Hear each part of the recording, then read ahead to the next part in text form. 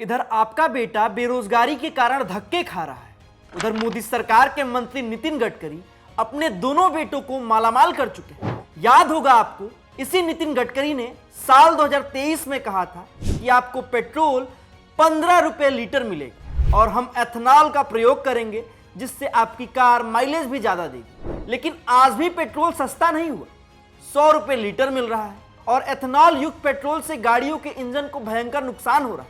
कहीं किसी का इंजन चोक हो जा रहा है तो कभी किसी गाड़ी के इंजन में जंक लग जा रहा है। गाड़ियों के माइलेज में जबरदस्त प्रभाव पड़ा है, गाड़ियों का माइलेज एकदम से गिर सा गया है। हालांकि लोगों की परेशानियों से इस सरकार को कोई फर्क नहीं पड़ता। नितिन गडकरी तो मानने को तैयार ही नहीं है कि एथनॉल युक्त पेट्रोल से गाड़ियों को नुकसान हो रहा है।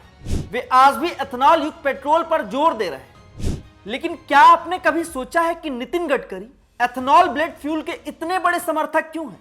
क्यों वे बड़ी बड़ी कंपनियों के दावे को भी अनसुना कर रहे हैं, उन्हें झुठला रहे हैं? आप खुद देख लीजिए, जब एक यूजर ने फ्रांसीसी कार निर्माता कंपनी रेनॉल्ट से पूछा कि उसे अपनी कार में एथनॉल ब्लेड फ्यूल डलाना चाहिए, जिस पर कार निर्माता कंपनी ने कहा कि नहीं, आप E20 पेट्रोल इस्तेमाल यानी एथनॉल ब्लेड फ्यूल का इस्तेमाल मत करिए। लेकिन इन सब के बावजूद भी गडकरी साहब एथनॉल ब्लेड फ्यूल के सपोर्ट में खड़े हैं। वे आज भी कह रहे हैं कि किसी भी गाड़ी में इस फ्यूल से कोई समस्या नहीं होगी। गडकरी साहब के इस बयान से कोई नासमझ भी समझ सकता है कि इनका उसमें कोई ना कोई निजी फायदा जरूर है, क्योंकि इतने बड़े विरोध के बाद भी ये खुले तौर पे इथेनॉल के समर्थन में खड़े, इथेनॉल यूज करने पर जोर दे रहे हैं।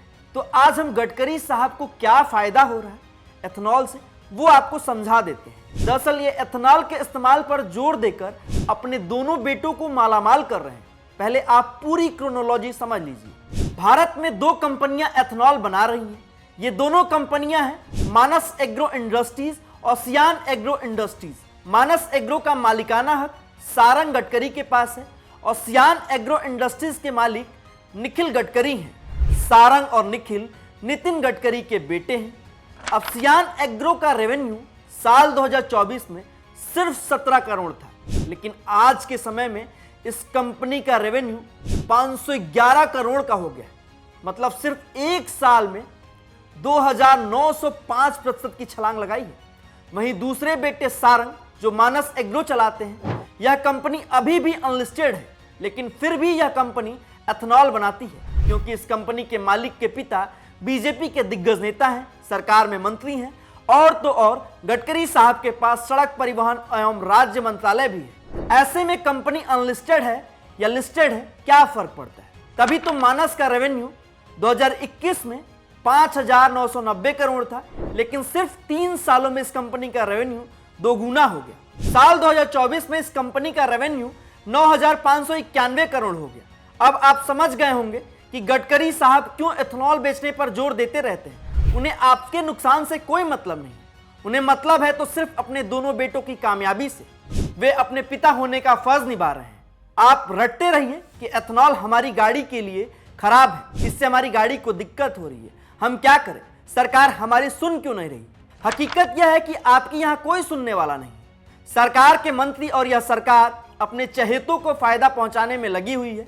एक तरफ मोदी जी हैं जो अपने मित्र के साथ मित्रता निभाए जा रहे हैं, पोर्ट, एयरपोर्ट, जंगल, जमीन सब अपने मित्र अडानी को थमाए जा रहे हैं।